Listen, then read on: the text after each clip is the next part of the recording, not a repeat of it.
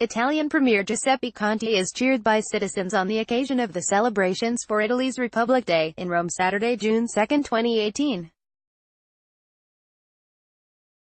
At an oath-taking ceremony in the presidential palace atop Quirinal Hill, the new premier, political novice Giuseppe Conte, and his 18 cabinet ministers pledged their loyalty to the Italian Republic and to the nation's post-war constitution in front of President Sergio Mattarella. Fabio Frastacci, ANSA via AP, Rome, AP, Italy's new populist leaders commemorated the founding of the Italian Republic by attending a pomp-filled military parade Saturday, and then promised to get to work creating jobs and expelling migrants. The free ride is over. League leader Matteo Salvini, Italy's new interior minister, warned migrants at a rally in northern Italy. It's time to pack your bags. The pledge of mass deportations to come was a reminder that Italy has a staunchly anti-immigrant, right-wing party in its governing coalition, and that the European Union will face a whole new partner governing its fourth-largest economy. Earlier, Salvini joined Premier Giuseppe Conte and the rest of the newly sworn-in cabinet to view the Republic Day parade.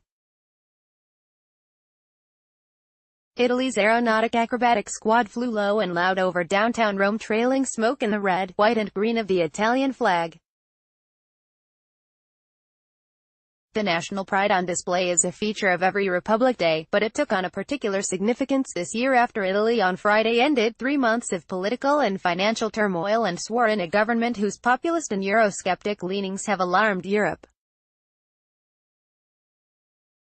Conte, a law professor plucked from relative obscurity to head an unlikely governing alliance of the anti-establishment Five-Star Movement and League, said the celebration Saturday transcended all the tensions of recent days.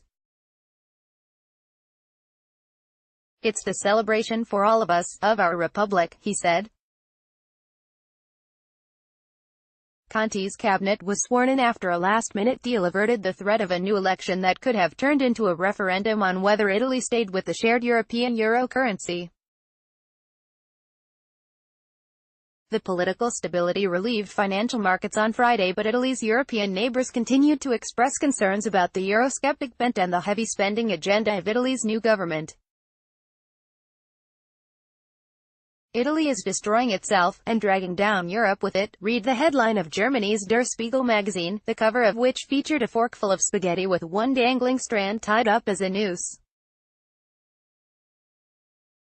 While Spiegel is known for such provocations, another Spiegel article last week drew an official protest from Italy's ambassador to Germany.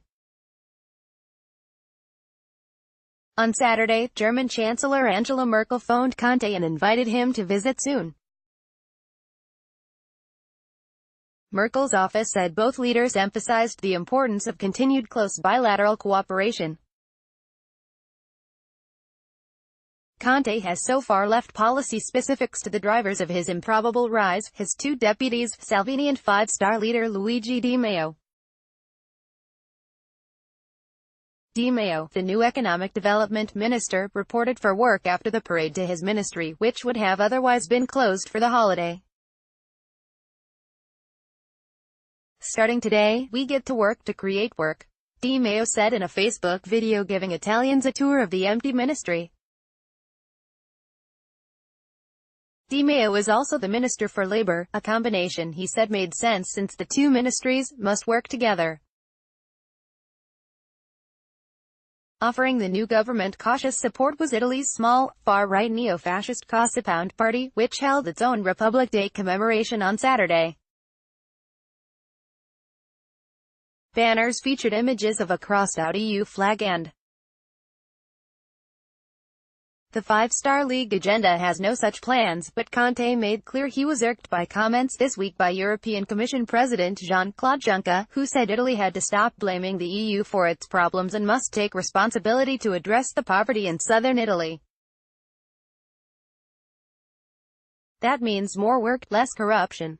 Seriousness, Juncker said in comments his spokeswoman later said he regretted.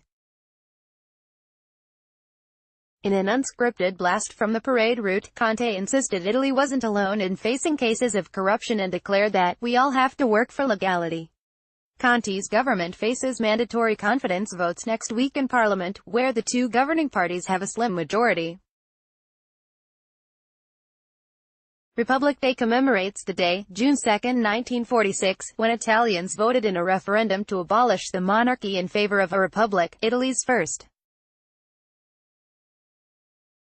The political upheaval that has created Western Europe's first populist government this week has been dubbed the start of Italy's Third Republic. Associated Press writers Frank Jordans and Karen Loeb in Berlin contributed to this report. Copyright 2018 The Associated Press. All rights reserved. This material may not be published, broadcast, written or redistributed.